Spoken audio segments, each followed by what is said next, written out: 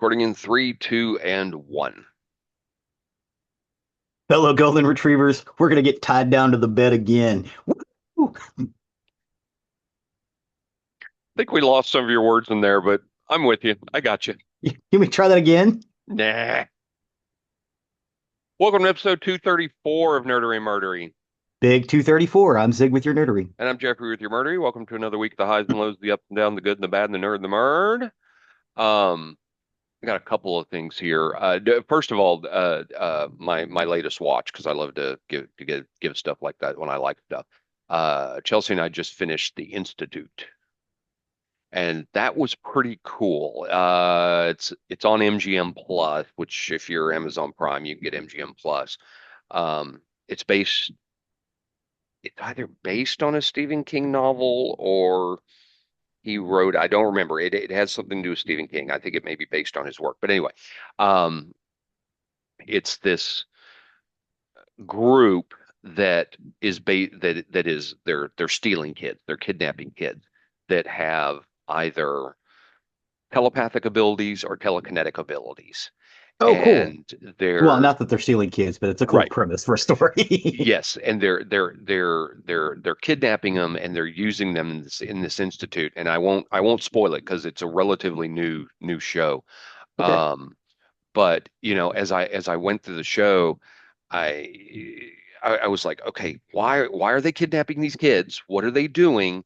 And then they showed what they're doing with the kids, and I was like, okay, I still don't get it. And you really don't until the last two episodes when they really reveal what the Institute is doing. And it was like, ooh, that's an interesting conundrum.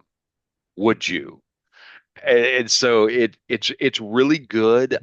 It has Mary I'm losing her name from Red and Red 2. The Bruce Willis's girlfriend in Red and Red 2. Um Mary something. She was also in R.I.P.D. Comedic actor. She's usually in comedies. Um but she's really good in this. She's the head Mary of Louise Parker. Mary Louise Parker. She's the head of the institute in this one. Um really good, really cool.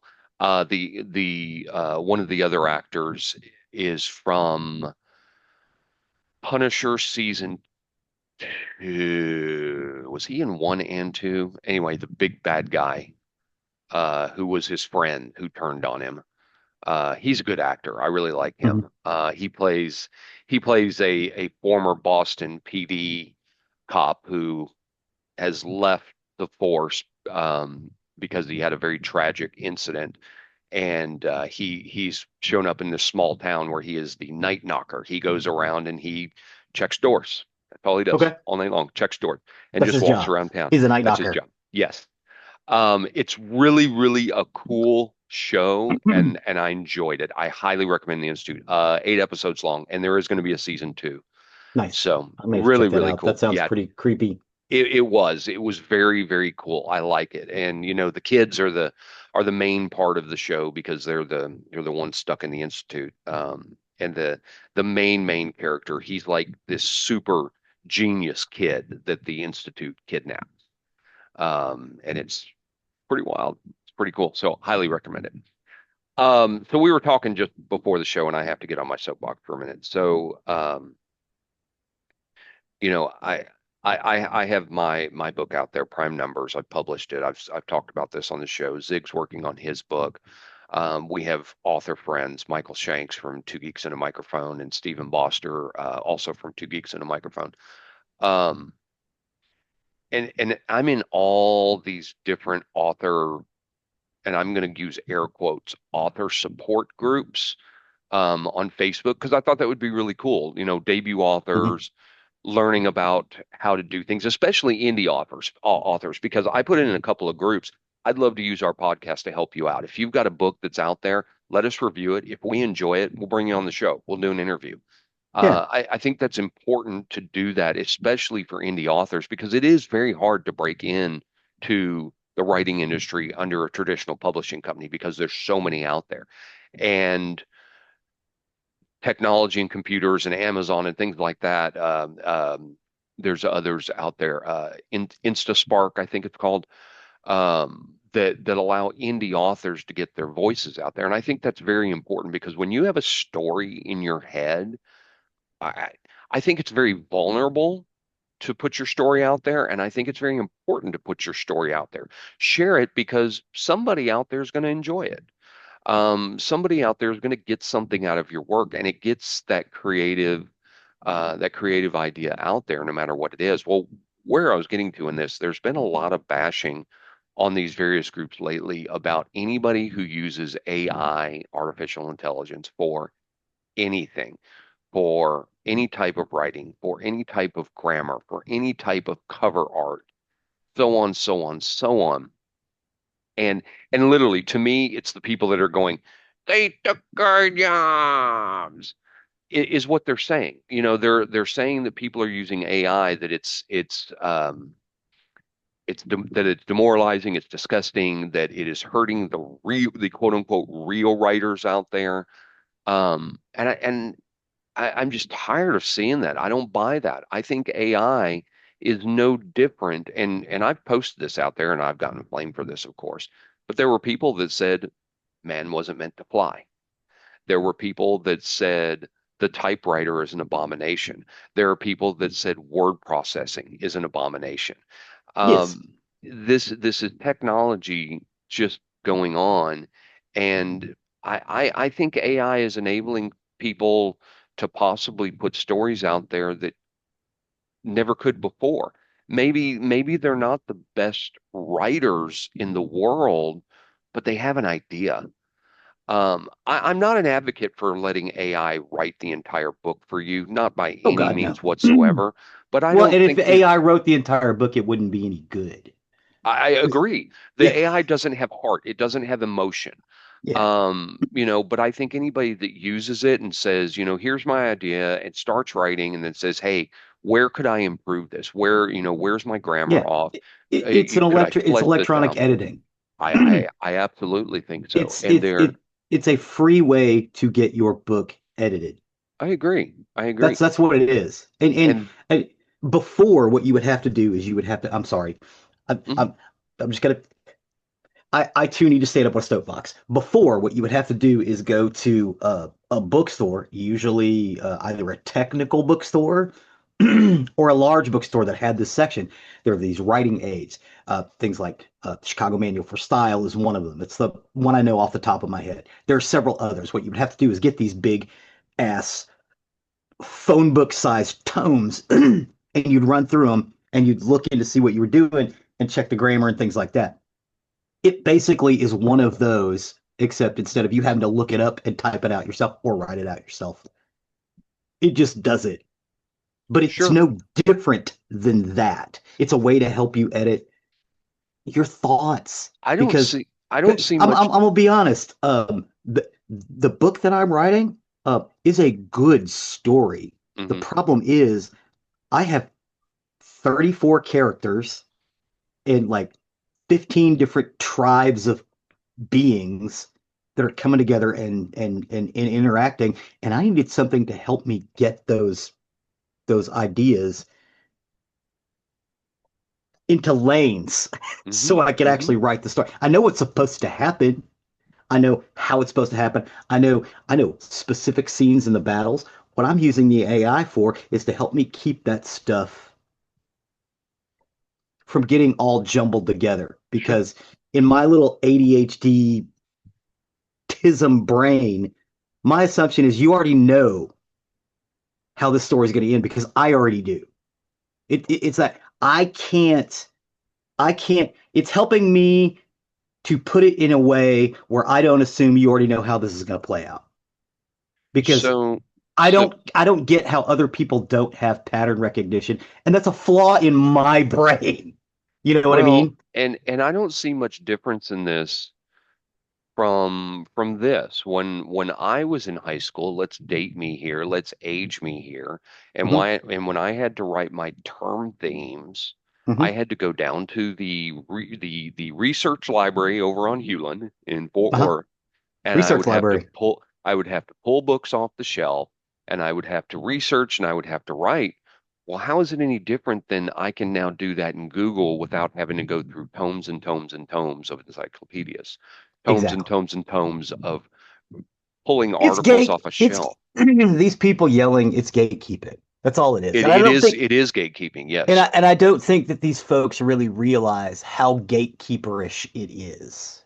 I mean, that's the last thing our society needs is more gatekeeping. That's our problem right now. Right. And all of Right. our ills in society are, oh, well, we're in a place of privilege and no, and the rest of you can all go get fucked. That's the way Yeah. our entire society operates, and it shouldn't. Yeah. I mean, Yeah. it's not just art. It's fucking everything. Yeah. Yeah. No, absolutely agree. And so that's why I kind of had to get on this for a minute because No, no. I'm going to say this. We And disagree about some things. This ain't one of them, buddy. no, I know. I'm gonna say this about all this.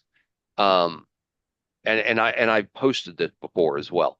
If you have a story you would like me to read, if you wrote it, if you had AI write it, if you had AI help you write it, whatever, I'll read it.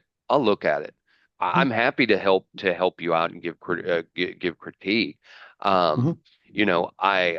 it to me it's not much different than a ghostwriter, Mhm. but I saw one post where somebody said, "Yeah, if you want to write with AI, just put a giant post on your book that says I suck at writing. I used AI." And I'm like, really? That's the I support may you want to put give somebody? I might put that in my book somewhere. Um, Just to be a dick. so I just had to get on this for a minute because Mhm.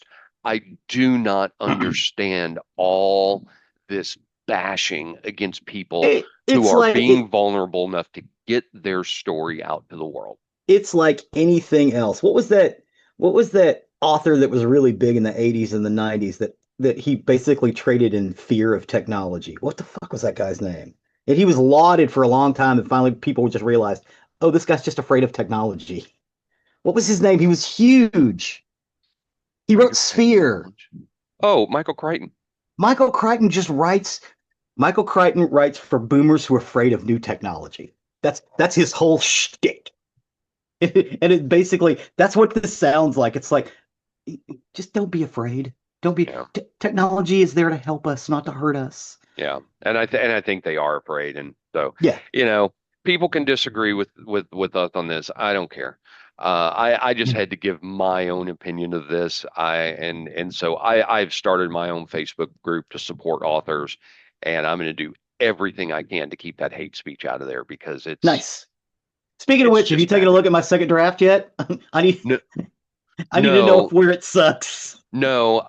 I will be looking at it this week. I've got extra time this week, so I'm going to be Thank you. looking through it. Thank you. I also have a few books, people who have submitted to me from my offer to put them out for a podcast, and so Oh shit. I've got like five in the tank. No, it's really cool. I've got five in the tank, and I've told them all. I said it's going to take me some time. Please understand. Yeah, Um, we may hit you in 2 months. yeah. It'll Um, probably be another month before you hear it. and then I even got somebody that reached out. I thought this was really cool. I'm waiting for him to respond to me right now. Um, somebody that's a publicist for, I think they said they're a former U.S. Marshal, but they are currently the director of the U.S. Marshals Museum, Yes. and Yes. they have some true crime stories they would like to talk about and whatnot. And I'm like, bring it on. Oh Yeah, fuck yeah. absolutely. Absolutely, Shit, I because might pop popcorn for that episode. yeah, I think it would be great. So yeah, so it'll be awesome. It'll be really cool.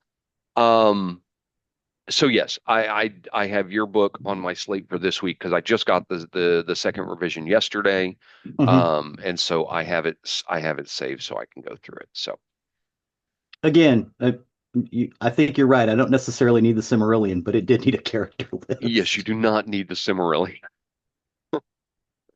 It's fantasy book, kids. It's supposed to be lots of characters. That's how they work. So anyway, if you don't have anything else, I'll let you take it over to the nerdery side of the house. Excellent. Today we're going to be gothish, doom metally, and dark wave like. Awesome. And because of the last time we did this, I'm doing the exact same thing we did before. I knew this list was here. I intentionally did not listen to it. I actually only know one song in the list. And as Zig talks, I'm going to listen to some of it and see Hmm. what I think about it so I can comment as we go. Zig thinks that's how you should listen to it as listeners. Yep. I agree because I think that's really cool. So I'm going to let him take it off. I'm going to go on mute for a minute while he talks. Excellent. So yeah, as he was saying, my recommendation is that you watch the episode on YouTube, pause it, and then start with a playlist because the episode is always in the end of the playlist. Listen to the episode, pause it, and then go up and listen to the song. And then unpause and it just it I this is the way I listen to them when I'm listening back. Mostly I'm listening for mistakes, but because they're my mistakes. But yeah, so it is another goth music list. Jeffrey seems to really dig the goth music, and everybody else seems to be interested in it too. So we're just gonna keep rolling with these ever Well, so often. because it's been some really cool music that I didn't realize how cool it was, and I didn't realize that some of the music I listened to was already goth. Mhm. Chelsea teases me about it because I've added some goth into our golf playlist that Mhm. we play out on the golf course, and she goes, "You're just trying to be cool now."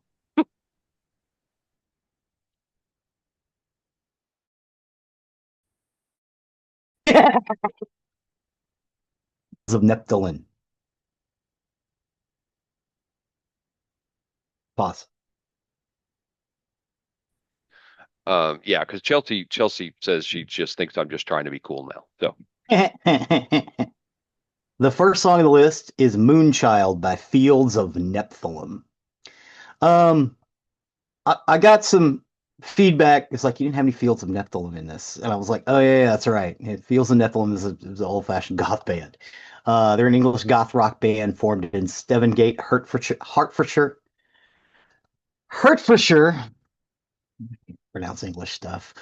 In 1984, the band's name refers to the biblical race of angel-human hybrids known as the Nephilim. The band's debut 12-inch EP, Burning the Fields, was first released in 1985 on their own Tower release label and was quickly picked up by Jungle Records. So they formed in 84 and they released their first 12-inch in 1985. Good on them. They put them in the studio for further recordings that became Returning to Gehenna, a 12-inch EP managed by the Jungle Records director. They soon got signed to Situation 2 Records, an imprint of Beggar's Banquet, in 1986 to release Power and Preacher Man and their first album, Dawn Razor, which topped the indie charts in 1987. The next release, Blue Water, was the first Fields of Nephilim single to reach the UK singles charts, number 75. It was followed by Moonchild, the lead single from the second LP, The Nephilim, which is what we're talking about today, Moonchild. It reached 28 in the UK charts. The Nephilim is a second studio album. It was released in September of 1988 by Situation 2, also Beggar's Banquet. The record debuted at number 12 in the UK album charts. Yeah. The album was recorded in the Justice Rooms, a former courthouse in England's Somerset countryside, where defendants who were sentenced to death were hanged on sight. The place has a really cool vibe, recalls bassist Tony Petit. Uh, the Nephilim's opening track, Into Manita, shares its name with a 1968 Mexican horror film and features a man growling, but this a guy. Again, my Spanish is terrible. Sampled by Ron Perlman's Hunchback character Salvatore in The Name of the Rose. The album's top charting single, Moonchild, shares its name with Aleister Crowley's novel, while Love Under Will is a phrase from Crowley's Book of the Law. The lyrics for The Watchmen and The Last Exit for the Lost reference H.P. Lovecraft character uh, Cthulhu.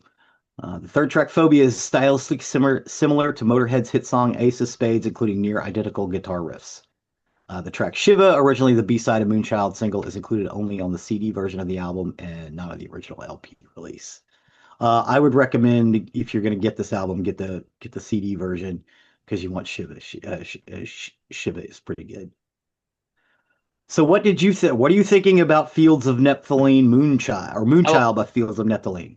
I like it. Reminds me of Twin Tribes, Hmm. quite a bit, which I love. Monolith by Twin Tribes. Yeah, Absolutely yeah. Twin love that Tribes song. is heavily influenced by Fields of Nephilim. Yeah, I Fields of was. Nephilim is one of those bands that's there.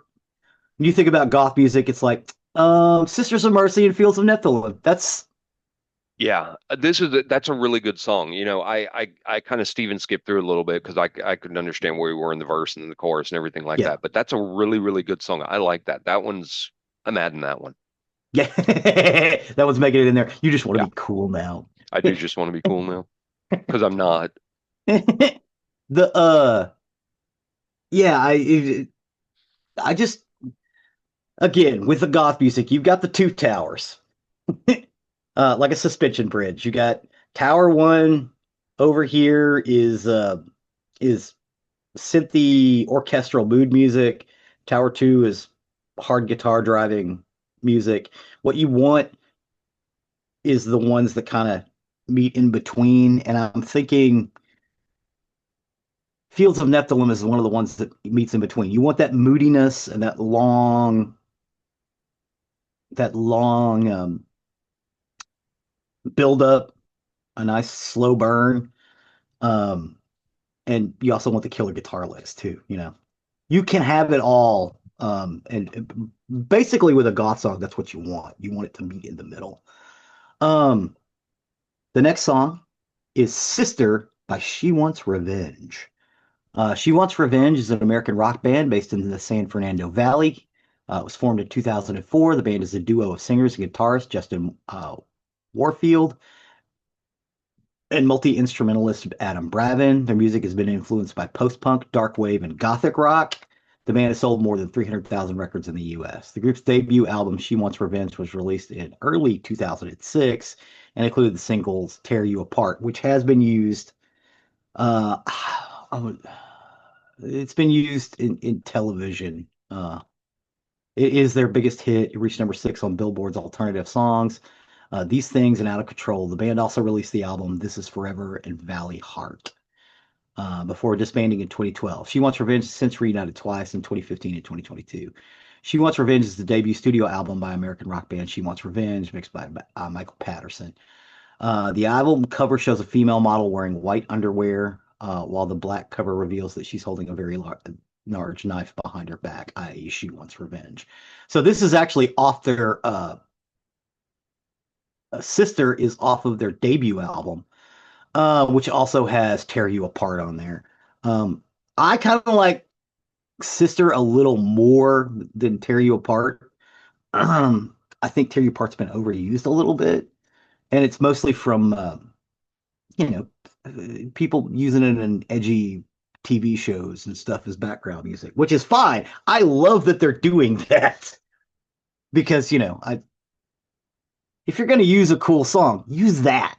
Use a goth song or use an old indie song that's not getting a lot of play. What did you think about Sister by She Wants Revenge? I like it. It's very, I mean, it's very She Wants Revenge. Yeah. It definitely tells them. I disagree with you. I think Apart is a better song. I mean, overplayed. It's not like it was overplayed in the pop music in the 80s. But I think that's a much No. better song. This one is a No. good one though. It's definitely their sound. Hmm. There's another song on that same album. Um, and I'm losing the name right now. I'd have to get my phone and find it. Um, Let me look for it real quick. But That's all right. Mm-hmm. She Wants Revenge is a good band. I like them. Um, I've liked most stuff that they do. Let me Here we go. No, not Tear You Apart. Stop it. Stop it. Stop it. My phone just started playing. Out of Control is the other one on their album that I really, really like. I love Out of Control, but She Wants Revenge is a great group. They've got a really good sound. I highly recommend that. Highly recommend them. Nice. The next band is Black Sheep, or is Metric, and the song is Black Sheep, or Black Sheep by Metric. Metric is a Canadian indie rock band formed in 1998 in Toronto, Ontario. The band consists of Emily Haynes, She's the lead vocalist, synthesizers, guitar, tambourine, harmonica, and piano. James Shaw, guitar and synthesizers, theremin and backing vocals. Joshua Winstead, bass, synthesizer, backing vocals, and Jules Scott Key, drums and percussions. The band started in 1998 as a duo formed by Haynes and Shaw with the name Mainstream. After releasing an EP titled Mainstream EP, they changed the band's name to Metric. The band's first studio album, Our World Underground, Where Are You Now, was released in 2003. Live Out Loud was released in 2005 and was nominated for the 2006 Polaris Music Prize for the Canadian Album of the Year and for the 2006 Juno Awards for Best Alternative Album. Their third studio album, Grow Up and Blow Away, was recorded in 2001. It was initially planned as their debut album, but was delayed for many years and finally released with some changes in 2007. Metric's fourth album, Fantasies, was released in 2009. It was shortlisted for the 2009 uh, Polaris Music Prize for Canadian Album of the Year. Metric also won the 2010 Group of the Year. The fifth Metric studio album, Synthetica, was released in 2012. What we're looking for, this song, I believe, is on Synthetica. It's called The Black Sheep. Um, they are still going. They released their ninth LP for From Terra 2 in 2023 on their own label, which you can go out and get right now. So they're still running around and getting stuff done. A nice 26-year career. That's nothing to sneeze at. It's kind of nice to see some of these bands um, working and getting their stuff done. Um, I just I like this one quite a bit. It is a little more moody. Theremins and stuff. Of course it is. I think Jeffrey's listening to it right now. What did I you am. think about Metric? So real quick, I'll come back to Metric in just a second. I want to go back real quick to She Wants Revenge because I thought it was, yes, they did break up, but they actually still do play. According Mhm. to YouTube, at the bottom of the video, they apparently played at Texas Motor Speedway on October 24th at 9 a.m. in the morning. What? That's what it said. Like 2 weeks ago? Oh, okay. Yeah, This album's going to be released like months in advance, but yeah. yeah, that's Oh, that's funny. fun. That's hysterical.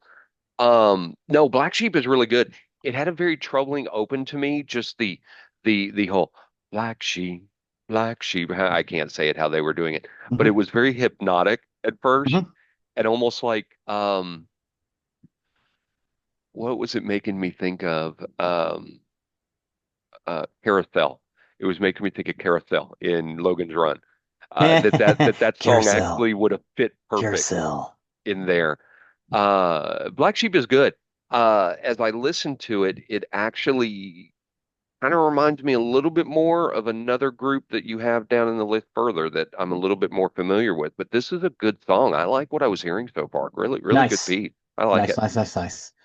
Um, yeah, and a couple of these songs, they were just indie people, but they just happened to stumble upon making a goth tune. There's one of these in here later on called "Bat for Lashes." It's like I don't think they meant to make an indie song or a goth song; they just kind of did. The next song in our list is "Ghost Cop." Is the band, and the name of the song is "A Shot in the Dark." The members are Lucy Swope and Sean Dack. They blend elements of darkwave, post-punk, synth pop, and horror soundtracks. Ghost Cop has built an underground following around the world. They are as influenced by the gloomy forebears of yesteryear as they are by B movies, which is, that's definitely kind of a backpedaling of goth. Their music ranges from dystopian dance floor heaters to cinematic anthems and vocoder lullabies, pairing punishing beats, haunting melodies, and lyrical storytelling. Um, this song was released February 10th of 2023, so I wanted something kind of new. The official video for Shot in the Dark by Ghost Cop was directed by Sean Dack and Lucy Swope, so they actually did the stuff for themselves. Um, what did you think about Ghost Cop? I'm gonna give him a minute. Sorry, I had to pause it there. No, no, Um, no, no, no. You're fine. This is a pretty underground band. There's not a lot of stuff on them. Them and the next one. yeah, I had to pause the music. Absolutely love the open for this song. Yeah, Love it. And as I'm listening to the song, I haven't gotten any words yet as I'm listening to the song, but just from the beginning where I am, over a minute in, there's been no words yet. Um, this song would fit right in with prime numbers yeah, perfectly, yeah. perfectly. This is I can almost see the theme this would go with. That I love this song. this is very synthy, very synthy. Yeah, It's like they were like listening to Old New Order and stuff, and they're like, we should do stuff like yeah. that. This song, just from what I've heard, is great. I love Yeah, it. Love it's it. good mood music. Now, I don't think there are any guitars in this. There's some guitar sounds, but yeah, they're definitely towards the the mood music tower than they are the Rocky Tower. Again, my humble opinion, where goth music is the best, it's where it meets in the middle. But you can't discount this good, moody, put this on, let a goth chick tie you up. Sorry, that's a horrible thing to say.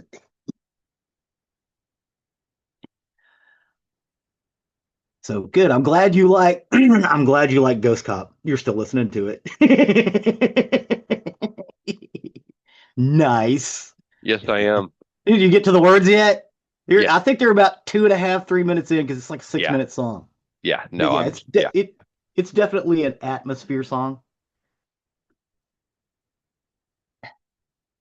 The next band is a little tragic. They are a band from Berlin. They're electrocoal. It is spelled Elektrokohle.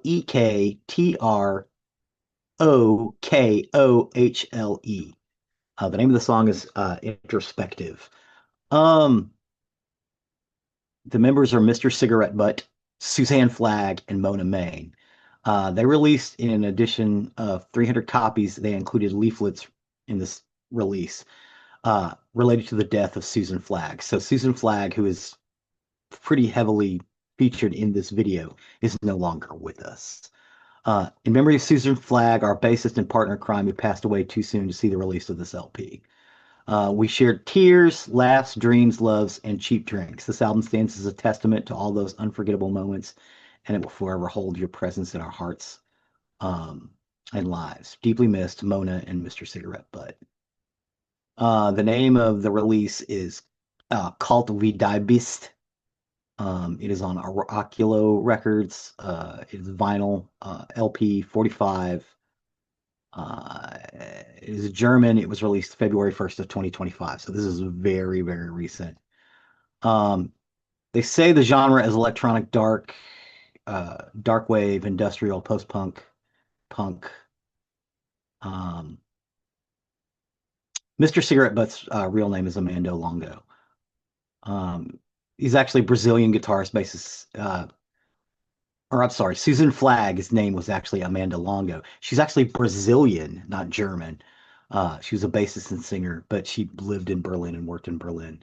And she died on November 15th, 2024. Um, we've got a couple of images of her.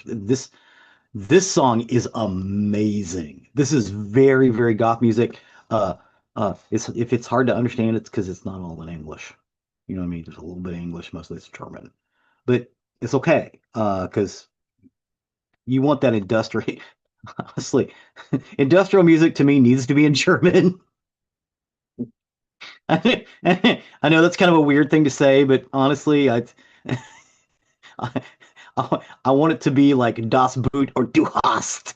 You know, I, I want some German in that because it kind of I feel like it needs it because it's a I'm not saying that the German people are harsh people, but the language is a very harsh pronunciation, so it kind of lends to this music.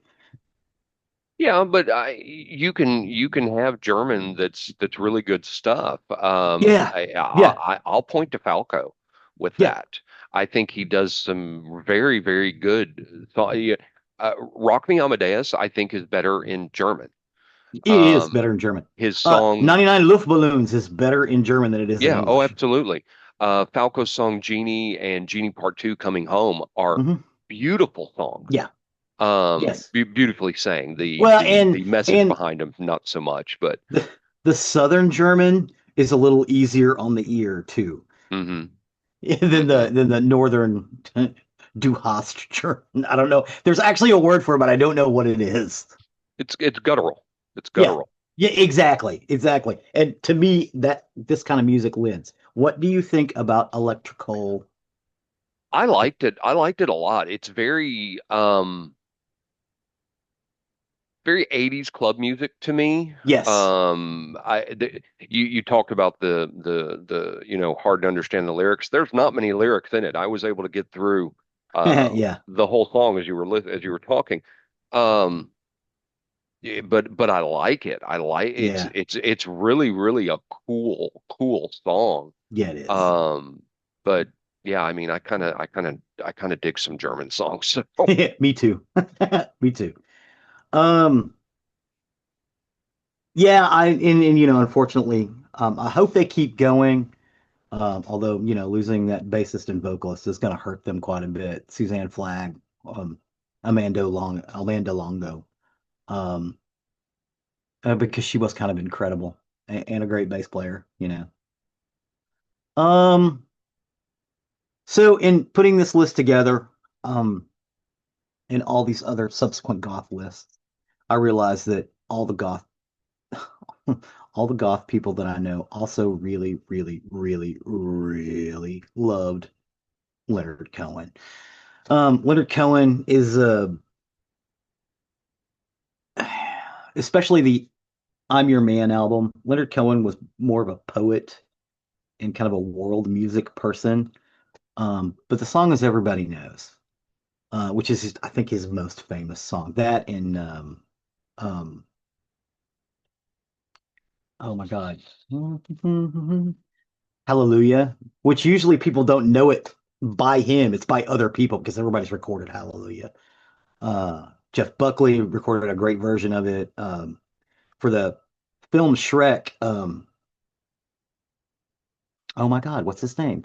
The keyboardist from Velvet Underground, John Cale. John Cale recorded a version of it for the Shrek, the Shrek soundtrack, the original Shrek soundtrack, which is incredible and hauntingly beautiful. But everybody knows that one, and they know everybody knows. It was played quite prominently in a film about pirate radio in the early '90s. That's the song that the Happy Harry Hardon used in Pump Up the Volume when he opened his show was Everybody Knows by Leonard Cohen. Leonard Cohen was a Canadian songwriter, singer, poet, and novelist. His themes commonly explored throughout his work include faith and morality, isolation and depression, betrayal and redemption, social and political conflicts, sexual and romantic love, desire, regret, and loss. He was inducted into the Canadian Hall of Fame, the Canadian Songwriters Hall of Fame, and the Rock and Roll Hall of Fame. He was invested as a companion of the Order of Canada, the nation's highest civilian honor. In 2011, he received one of the Prince of Historians Awards for Literature and the Ninth Glenn Gold Prize of 2023. Rolling Stone named Cohen the 103rd greatest singer. Now, Leonard Cohen is not what you would consider classically a good singer. He has a very deep voice, and mostly it is droning, but for the stuff he does, it's kind of perfect for it. Um, I'm Your Man is like in the middle of his career. It's his eighth studio album. It was released on February 2nd of 1988. Um, the album marked Cohen's further move to a more modern sound, with many songs having a synthesizer-oriented production. It soon became the most successful studio album which Cohen had released to the U.S. And it reached number one in several European countries, transforming Cohen into a best-selling artist. So again, Leonard Cohen was kind of an underground guy, kind of like Kate Bush. Which again, it still floors me that her song uh, "Running Up That Hill" went all the way around the world. I love Kate Bush, but she was real nichey when that song came out, just like Leonard Cohen. Um, and the fact that these two songs, again, and I tie these two songs kind of together, the Running Up the Hill um, and Everybody Knows. I had them on a playlist or on a mixtape together.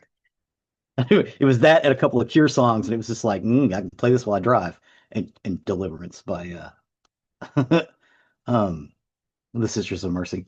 Um, but yeah, it floors me that became those songs became mainstream because it of all of the things that I think about from the indie stuff that I was listening to back in the late 80s and the early 90s, those would have been last on the list if I were guessing. Uh, Not that I think it's bad. I think everybody should listen to Kate Bush and Leonard Cohen because they're just fucking good. They should also listen to Joan Armatrading, if they like either one of those. Um, but as I watch like the Stranger Things season 4 and watch the little girl, Max, where she's walking around with that song playing in her headphones in 1986. Yes, that's exactly what that girl would have been listening to. I knew that girl. I knew a lot of girls just walking around listening to Kate Bush in their headphones, just trying to get through the fucking day. I bet she was also listening to this song too. Okay. Let me put another point on that real quick. If, if there's any of you out there that want to know what it was like living in the 80s, minus the horror aspect of it, watch Stranger Things. Yeah, You'll yeah, see yeah, it perfectly. They yeah, capture it yeah, yeah. perfectly. Pretty with copy pastes. Yes, Mm. And what's great is the next episode is, or the next season is taking place in, I believe, 1987. I think so. Yeah. Yeah. The last Here's the yeah. the Here's last season. here's the thing. 1987 was an economic downturn for most of the bottom 70% of the country. So that's going to be reflected in this town getting destroyed in 1987. Those two guys are fucking geniuses. I don't even know if that's what they were thinking, but goddamn.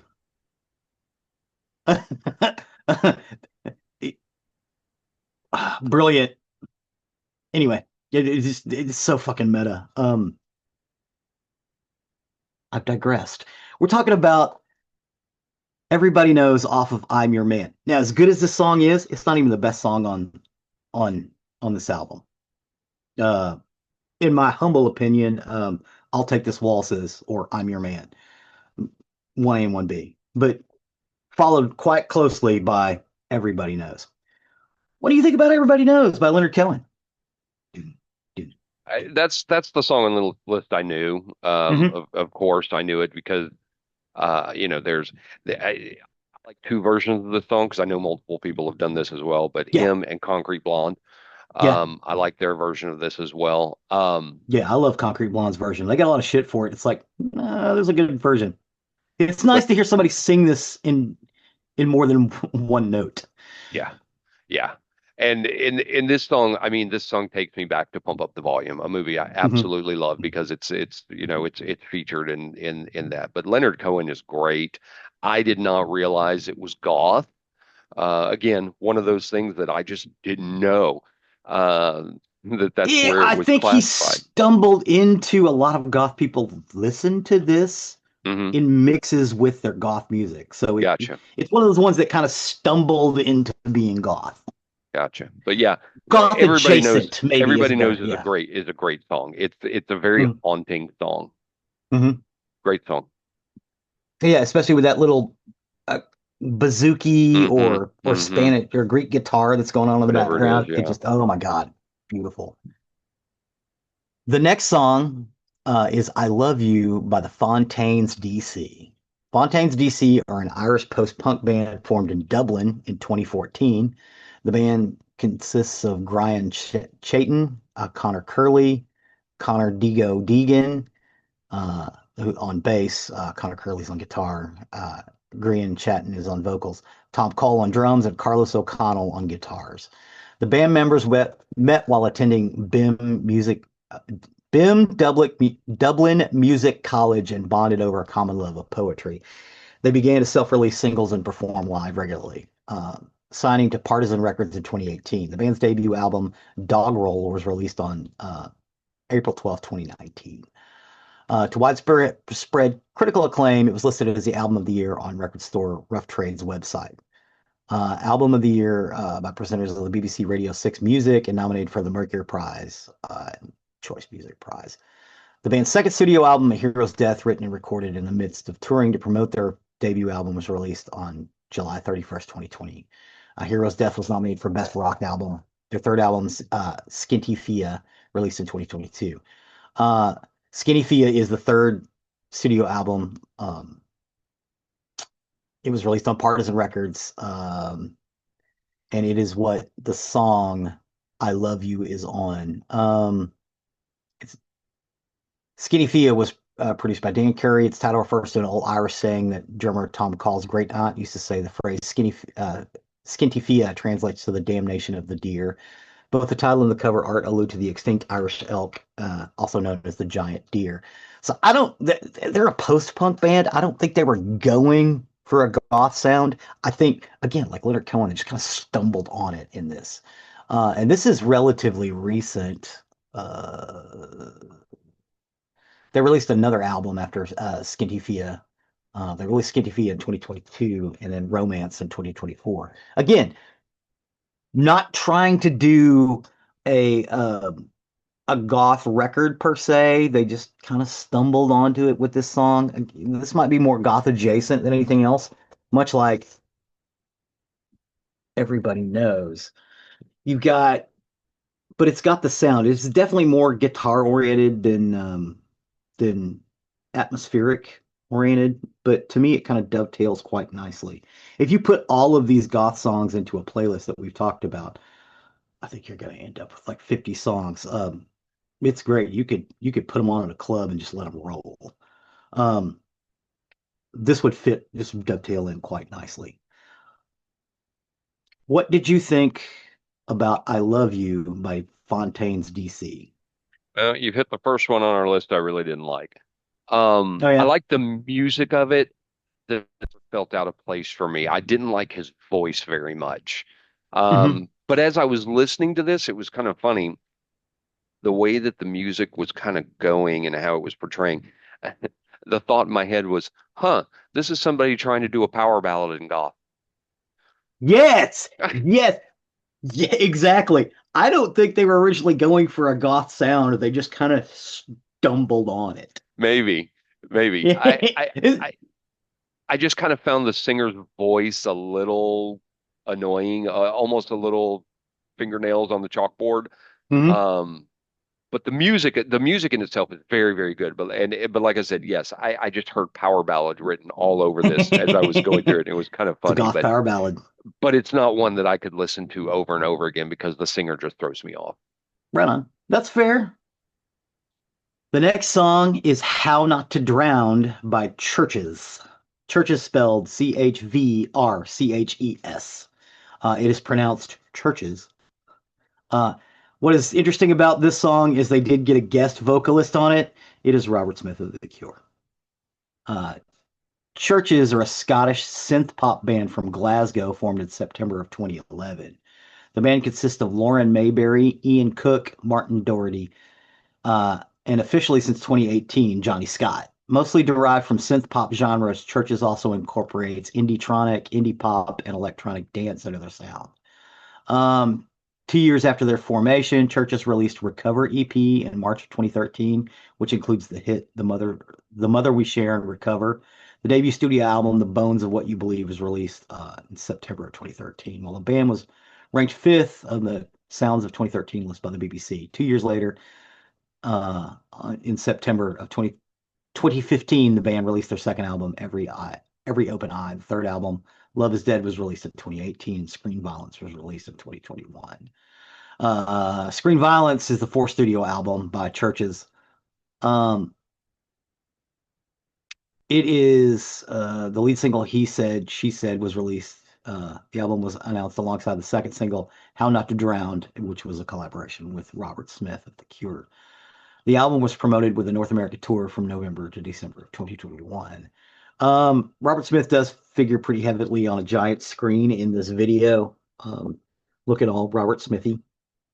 Looks pretty good. He's starting to get on up there, and I think they're doing their last tour now. Um, they will probably play little shows every once in a while because that band's basically a family now. But they're basically winding down. But I would expect to see him do more stuff like this with churches because he likes that synth pop stuff. He did some of that synth pop stuff. And again, he is kind of one of the godfathers of goth, although he doesn't consider himself gothy. He thinks most of his stuff is humorous. But that's just because he's got a weird sense of humor. What did you think about churches and How Not to Drown with Robert Smith? So as I started listening to it, I already have a Church's song in my playlist, and it's "Get Out." Hmm. From which I really, really like "Get Out." I think that's a phenomenal song, and I haven't dived very much into their other stuff. But I started listening to this song, and I'm like, okay, this is catchy. This is kind of cool. I like it. Okay, it's not Get Out. It's doing pretty good. Oh my God, Robert Smith, lip fucking A. Listen to him. Shit. He Yeah. just and I mean, and the song turned. He's not in Uh-huh. it much. He No, doesn't he's sing not. in it very much at all. But the second his piece comes in, that song took a turn and launched into space. That song is fucking phenomenal. Fucking a phenomenal. Fuck you. Fucking a phenomenal. Sorry. I know I Yeah. used the F word a Well, bunch okay. there, So but there's a little. No, no, you're fine. What? What's up with all the fucking fucks? no, I really, really, and I mean, I went to my phone. I went, okay, playlist. Here we go. Um, that's a It's great, great yeah. There's a little song. bit of. If you notice, there's a little bit of guitar when he kicks in, Hmm. too. Hmm. Kind of in the background. Yeah, that's him playing. People I forget how good of a fucking guitar player that dude is, because he um always he likes moody guitars. He likes the rhythm and the lead to blend together like shoegazing, because to him that's what sounds best. It's more orchestral, but make no mistake, that motherfucker can play. so what I really enjoy when you do these lists is every now and then you find a song that I've not heard before that not only does it go into my playlist, but it's one that I will listen to over and over and over and over. Um, The Trip is one of Hmm. those Yeah. from Steel Corners. Um, Monolith by Twin Tribes has now become one of those. This one by Churches, Oh, Twin Tribes, you can go see them, right? yeah. Oh yeah, yeah. I know they're here in town. Yeah, I've actually talked to Jen about that. Um, this song is going to go in that list of one of Oh, those that I nice. could listen to again and again and again. The more I listened to it, I was just floored by how good that song is. That's Sweet. spot on, Vic. That song, great. So again, kids, this is the best way to listen to this, and I don't want to, get people away from our Spotify list. But if we got these lists, go to the playlist when the episode drops. Go to the bottom, listen to the episode. When we get to a song, pause it, go up, play the song, and when it's over, go back and unpause the episode. You'll be like within 30 seconds of where you dropped off. Hmm. I promise you, as Jeffrey can attest and as I can attest, that's the best way to listen to these. It's That's the how way I I'm. listen to them. It's the way I'm going to do it from now on. I learned it with that last goth that whichever episode that was I did that. I think it was our last goth episode. Mhm. And now this one. I I'm going to ignore his list. I'm going to see what they are and wait, and I'm going to listen as we go. Oh yeah, yeah. See if you know any of the songs. Yep. Yeah, if you do, everybody knows. Yep. Mostly because through most of the 90s, I bashed everybody's head in with that song. It was always on in my car. It's like, yeah, because I would just make mixtapes to listen to in my car because I had a tape player in my little 93 Mustang that I had for a decade. Um, the next song is What's a Girl to Do by Bat for Lashes. So again, as I said, not everybody was trying to write a goth song when they started out. I think this is another one of those bands that they just kind of stumbled up upon it. Natasha Khan, born October 25th, 1979, known professionally as Bat for Lashes, is an English singer, songwriter, producer, and multi-instrumentalist. She's released six studio albums: Fur and Gold in 2006, Two Sons in 2009, The Haunted Man in 2012, The Bride in 2016, and Lost Girls in 2019, and The Dream Delphi in 2024. She's received three Mercury Prize nominations. Khan is also the vocalist for Sex Witch, a collaboration with the rock band Toy and producer Dan Carey. Fur and Gold is the debut studio album for English singer Bat for Lashes. It was released on September 11th, 2006 by the Echo label. It was met with critical acclaim and received nominations and a Mercury Prize. The album was re-released through Parlophone. Fur and Gold spawned the single The Wizard's Trophy, Priscilla, and What's a Girl to Do. We are talking about What's a Girl to Do. Um, It was re-released as a 12-inch vinyl with a remix featuring Scorpius Pip and Plaid. As of April 2009, Ferngold has sold 27,000 copies in the United States. So it's a little more underground. She's kind of an indie singer-songwriter, and I think, in my opinion, I don't think she was necessarily trying to write a goth song. I think she was just trying to write a cool song. But with the people in the furry heads bicycling through through a forest at night down a road, in the video, it she kind of stumbled upon it. And again, this is not a long song. This is a pop song. It's 3 minutes, but I would say a lot like one of our other lists where we talked about "Stay" by Shakespeare's Sister. Um, there's a pop element to goth music. It's a pretty big genre. Again, you're looking between the guitar rock and between the the atmosphere moody music. Most of the pop stuff is towards the atmosphere moody stuff, but sometimes it's not. I think this is one of those cases where it just kind of stumbled onto that bridge. Um, what do you think about What's a Girl to Do by So when Bat for Lashes? so when I first started listening to the song, it was, it's narration before Hmm. it gets into the music. She's talking instead of Hmm. singing, and I was Yes, kind of very like, English too. I was kind of like, okay, come on, let's go. Um, but interesting enough story. But then, so there's a genre, there's a subculture of people out there, Hmm. and they're called furries. Yes, And these are people who like to dress up in animal outfits. yes, They have a like fetish with it. mascots. Yeah, like really, yes, mascot size. And it's a fetish, and I'm not downplaying those people. Do Yeah, you do you? yeah. Um, but They're all actually really really prominent in the geek yes, world. So but we come into but contact with these people a lot. but outside of a mascot at a football game, Huh? seeing somebody in a large animal costume in the dark is creep factor for me. It takes me to Donnie Darko, Yeah. creep factor. And so she's riding along on her bicycle and she's narrating, and suddenly these four people, you said three, it's four Oh yeah, it people is for. all in the big furry costumes are on bikes behind her and clapping and things. And I was like, uh, this is giving me the willies. And then it goes from four to seven people at one point, all Yeah. behind her on the bike. Yes. And Yes. and I'm just like, the song is Kind of watching really, the really video. good. The Kind of watching song the is video now to really, see really how good, many but furries there are in there. I think Hey, it I think at one time you have seven.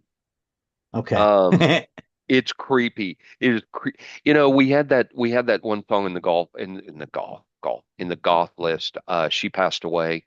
Yeah. That the song is really, really good, but the video is really, really creepy.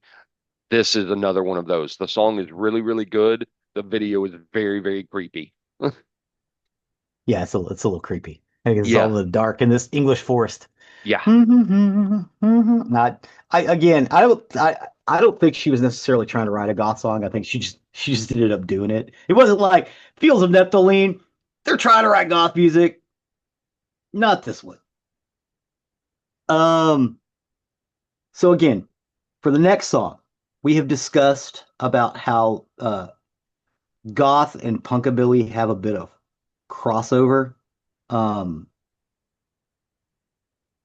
they're, they're people in the same genres. You'll have rockabilly people, but kind of gothy too. It's a subgenre all of its own. You could trace that back to these guys. That is the Cramps, and the name of the song is "Sheena's in a Goth Gang."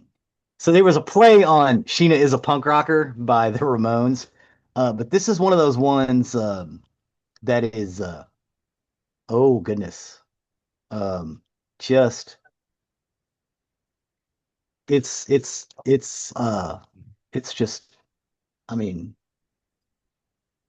trying to look for words. It's just sexy. I'm sorry. It's fetishy and just fun. The Cramps were an American rock band formed in 1976 and active until 2019. Their lineup rotated frequently during their existence with a husband and wife duo singer Lux Interior, also known as Eric Lee Perkheiser, and guitarist Poison Ivy, Christy Marlena Wallace, the only ever-present members. The band was credited as progenitors of the psychobilly subgenre, fusing elements of punk rock with rockabilly. The addition of guitarist Brian Gregory and drummer Pam Balaam resulted in the first complete lineup in April of 1976. They released their debut album, Songs the Lord Taught Us, in 1980. The band split after the death of lead singer Lux Interior in 2009. Big Beat from Badsville is the seventh studio album by the Cramps. It was released in 1997 on Epitaph Records. The album was recorded and mixed and engineered at Earl Mankey's house in Thousand Oaks, California in May of 97. It was produced by Poison Ivy and Lux Interior. It is the only Cramps album that consists solely of original songs. The Cramps reissued the album on their own record label, Vengeance Records, in 2001 with four bonus tracks: Confessions of Psycho Cat, No Club, Lone Wolf, I Walked All Night, and Peter Gunn. Besides Poison Ivy and Lux Interior, and I'm sorry, I get I get kind of southern when I get kind of southern when I when I start talking about psychobilly and punkabilly. It was Slim Chance on the bass guitar and Harry Drumdini on drums. What did you think about Sheena's in a Goth Gang by the Cramps? So definitely a punk song for sure, but Hmm. this is one of those that Quentin Tarantino needs to know about. It would fit Yeah. in one of his movies. It would have fit in Yes. Dusk Till Dawn. It would have fit in, this is not Tarantino, but he it would have fit in True Blood. Hmm. This was a really, really cool song. I like this kind of sound, Yeah. that whole rockabilly stuff. Yeah. I think Punkabilly, is or punkabilly, cowpunk. however you want to do it, cowpunk. I think that's really, really cool. There was like a couple of pieces in there. I'm like, oh, this is a little too punk, but then it picked back up and Hmm. really good song. Like I said, Tarantino needs to know about this one. Yeah. Big Beat from Badsville, in my humble opinion, is like one of their best albums. I think it was kind of the height of what they were doing. Um, and again, if you like the blasters and stuff, this shit's right up your alley. Um, but again, it's kind of where that stuff crosses over. Um, so yeah, that's about it for this list of goth music, or as we called it, goth-ish or gothy-ish, doom metally and dark wave like. Um, but again, it was requested. It was requested. Yeah. Um, No, it's cool. It's good stuff. Again, this is a genre I didn't realize that I liked. But I do. I really like this stuff. This was a really, really good list. The goth list that we've had before, there's been some really, really good stuff, and then some stuff I'm like, okay. oh, I like that. Um, Yeah. but this one was a really, really, really good list. I think there was like one that I just DC, the Fontaine's DC was the one I just, Fontaines DC. Yeah. yeah, I And didn't, again, I I kind of, don't think they were trying to write one of those songs. They just kind of stumbled no. on it. And it was just the singer. The music is just fine. But this whole list from top to bottom, really, really good. Good choosing. Good picks. Thanks, sir. Good picks. Cool. Awesome. With that, we will step over to the murdery side of the house. Murder. Okay, for today, I got my information off BBC News, Wikipedia, Britannica, all that's interesting, the Jack the Ripper tour blog, Wired magazine, and Stuff You Missed in History Class podcast. And this is the story of Mary Ann Cotton. Marianne Cotton, was she one of the Whitechapel murders? No, she was Okay. not. Okay. I do want to give a thanks out to our good friends, Michael Shanks, co-host of the super fun podcast, Two Geeks and a Microphone, and his wife Brenda for recommending this one. Um, as soon as Brenda was actually the first one that pinged me on this and started talking about it, and I'm like, have I done this one before? And I thought I had, but you'll kind of see there's similarities to some others. And I think the last time I did one like this, I talked about this must have been a thing Mhm. um back in the time when this happened. But you know, if you've ever heard the phrase that poison was a woman's weapon, you can thank Marianne Cotton and stories like hers for that reputation. She was a very polite, calm, and seemingly ordinary. She was a nurse, a wife, and a mother.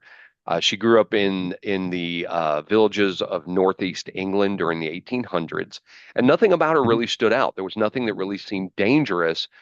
But by the time she climbed the gallows at Gaol, whatever, in 1873, at least 21 people were dead. Husbands, lovers, children, stepchildren, and even her own flesh and blood. She killed them all, most likely with arsenic, which is slow, painful, and very undetectable at first. And she killed for money, for convenience, or maybe simply because she could.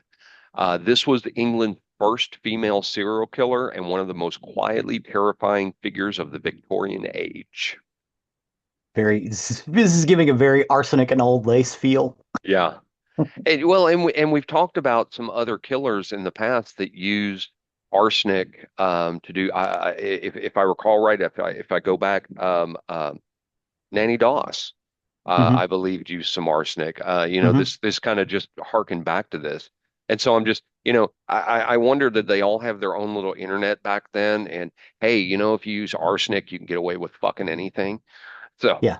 anyway, Unless they're um, looking for it. right. So Marianne Robeson was born on October 31st, Halloween, 1832, in Low Morsley, County Durham, which was a small coal stained village near Sunderland. Her father, Michael Robeson, worked as a colliery colliery sinker. He went down to the shafts to dig out new seams of coal, which was very dangerous, very dirty, but it was very honest work. Her mother, Margaret Lonsdale Robeson, she kept the house, she raised the children, and lived a very hard life in the shadows of the mines. When Marianne was about 10, her father fell to his death down a mine shaft, which devastated the family. And they were poor before, but afterwards they were nearly destitute. So really, poverty really kind of shaped her world. This was the industrial North in the mid 1800s, and it was a very rough place with foot disease, child labor, and hunger. If you were born poor, you usually Mhm. stayed poor. Mhm. Her mother did remarry, and Marianne hated her stepfather. She left home young, worked briefly as a nurse, then as a dressmaker. In those early losses, her father dead, a mother remarried, and constant instability planted the seed for a life that would be built on self-preservation. And so survival came first, and compassion came later, if at all. In 1852, at the age of 20, Marianne married a man named William Mowbray, who was a ship's fireman. They moved around around Cornwall and then Sunderland, wherever the work took them. They had as many as 9 children, although the records vary, and most of them died young. The official causes were things like gastric fever or stomach inflammation, and death among children weren't unusual in Victoria, England, but it happened around Marianne with a disturbing regularity. After a few of those tragic losses, William took out life insurance policies. Here again, we've had this done in the past as well. Mhm. He took small amounts meant to cover funeral expenses and maybe more. Pretty sad that there was enough death around him. He's like, I better get some insurance policies on these kids that keep dying on me. Yeah. Otherwise, Um, we're gonna be in the DOS house because we're not gonna be able to pay for the funerals. right. Good God. How very By sadly English. I know. By 1865, William was dead, supposedly from intestinal disease, and the payout went to Mary Ann. She buried him, collected the money, and moved on. And if this had been the end of her story, they might have dismissed everything as tragedy. It was just Yeah, one of countless yeah, widows left behind by illness and poverty. yeah. But it wasn't the end of all. It was the Coal pattern's mine in England. beginning. This shit happens. Yeah, this was the beginning of a pattern. Not long after Mowbray's death, Marianne took work as a nurse for a man married named George Ward, who was recovering from illness. Within months, she married him. Within a year, he was dead. Once again, the cause was listed as intestinal problems. Once again, she collected on an insurance policy. Hmm. And friends remarked, how rapidly she moved on. But honestly, mining towns where people died young, this wasn't shocking. Mm-mm. After George Ward's death, Miriam went to work as a housekeeper for James Robinson, who was a widowed shipwright with several children. Within weeks of her arrival, one of Robinson's children died, again, gastric fever. Mm-hmm. Then Mary Ann's own mother became ill and died after Mary went to, air quotes, care for her. Mm-hmm. And Robinson was grieving, and so Mary Ann confronted him. They married in August of 1867, and soon afterward, two more of Robinson's children and a baby from the marriage also died, all with the same symptoms. And when Robinson discovered that Mary Ann had taken out insurance policies and was stealing money, he threw her out of the house. This marriage ended without a death for Mary Ann, but it did leave a trail of small coffins and suspicions, not a death of a husband at any rate. Mm-hmm. Mary Ann then moved to West Auckland, where she met Frederick Cotton, who was a recent widower with two sons. She offered him comfort, moved in as a housekeeper, and married him in 1870. And Even though her marriage to Robinson had never been legally dissolved.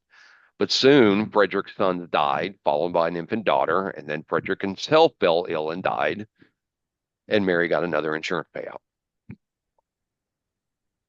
So she was now living under the name Mary Ann Cotton, and she began seeing a man named Joseph Nattrass, who was a former lover who conveniently reappeared after Cotton's death. Nattrass moved in. He was very healthy and strong, till he wasn't. Spoilers. He died after a sudden painful illness that looked an awful lot like gastric fever, and Mary Ann was the beneficiary of yet another policy.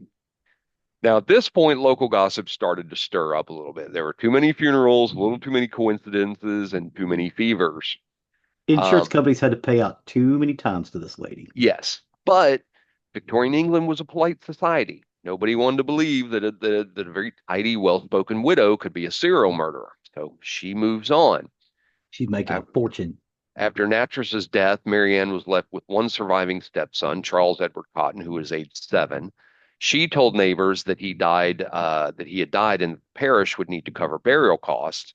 But then the local official, Thomas Riley, he came to verify, he found that Charles was still very much alive. And she reportedly said to him, quote, he'll go like all the rest of the Cotton. Days later, the boy was dead. Uh-huh. That remark, along with the boy's sudden death, finally pushed Thomas Riley to act. He went to the police and the local doctor and ordered the body to be tested for poison. Autopsy did find arsenic in the child's stomach. Again, arsenic was everywhere in Victorian life. It was used in rat poison, dyes, wallpaper, cosmetics, but the amount found in Charles Edward's system could have only come from deliberate administration. Investigators exhumed the bodies of several other victims, many of those contained arsenic as well. So on July 18th, 1872, Mary Ann Cotton was arrested and charged with murder. She remained calm through everything and she denied everything. When the police took her away, she was said to have remarked that she'd soon be released, that it was all a mistake, but it was not. The trial began on March 5th, 1873 at Durham, Essees, maybe, with Justice Archibald Kelly presiding, and the courtroom was packed. Newspapers across England were obsessed with the story of the quiet mining village widow who had allegedly poisoned her whole family. The press called her the West Auckland Borgia, comparing her to the famous Italian poisoners. Mary Ann was charged only with the murder of her 7-year-old stepson, Charles Edward Cotton, though prosecutors hinted she was responsible for many more deaths.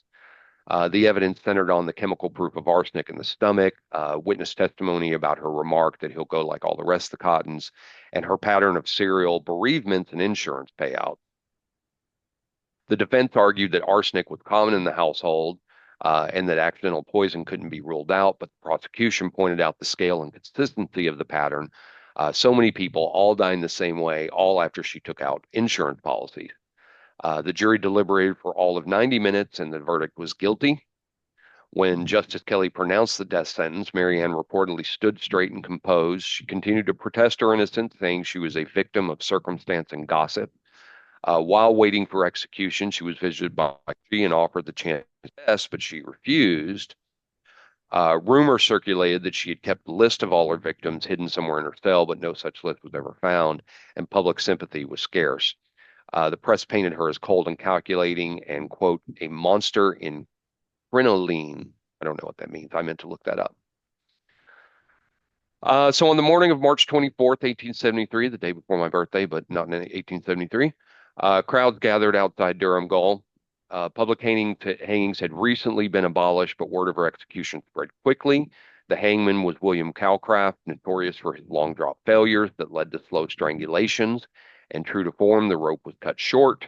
So Marianne did not die quickly. She struggled for several minutes before going still. She was 40 years old at the time of her death. Officially, she was only executed for the single murder, but unofficially, she may have been responsible for as many as 21 deaths, possibly more, and her remains were buried within the prison grounds in an unmarked grave. This case fascinated Victorian society. It both horrified and enthralled the idea that a woman, especially a mother, could be a serial killer. There were folk songs that sprang up, the most famous beginning, quote, Marianne Cotton, she's dead and she's rotten, lying in a bed with her eyes wide open. The nursery rhyme only deepened the public's obsession, turning a killer into kind of a dark legend.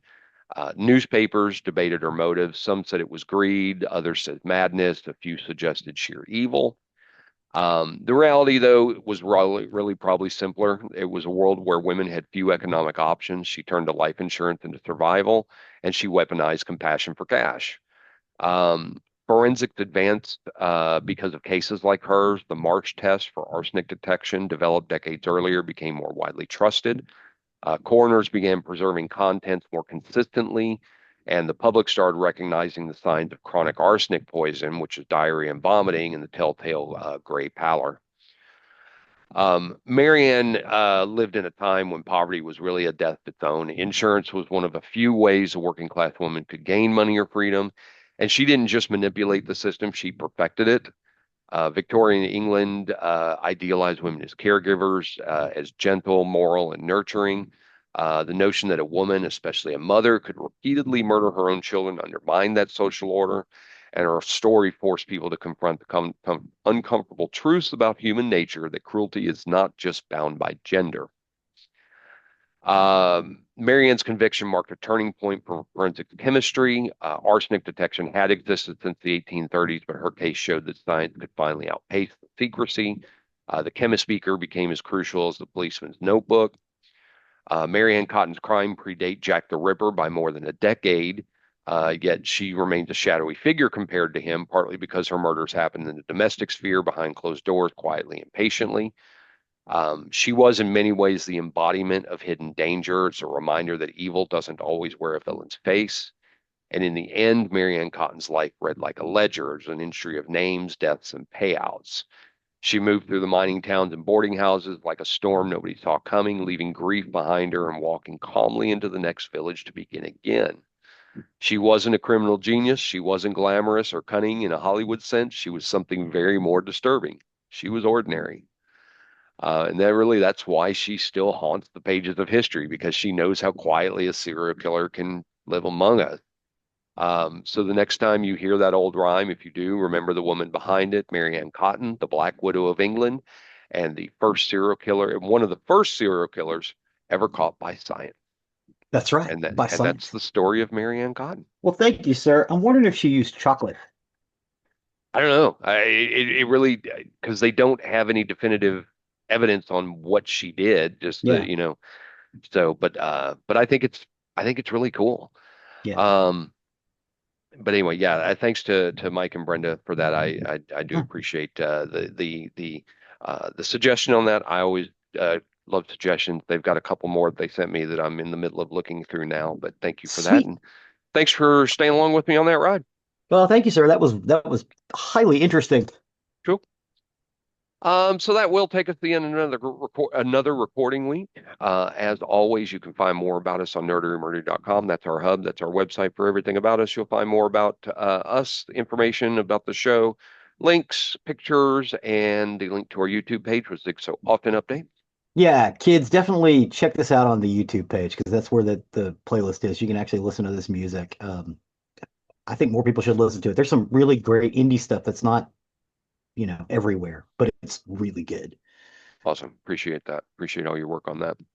Thank you, sir. You can also find the link to our merchandise page where if you wish to show off your nerdery murdery fandom, please do consider doing that. That really helps us, by the way. I want to throw this out there. I got contacted by a listener this week.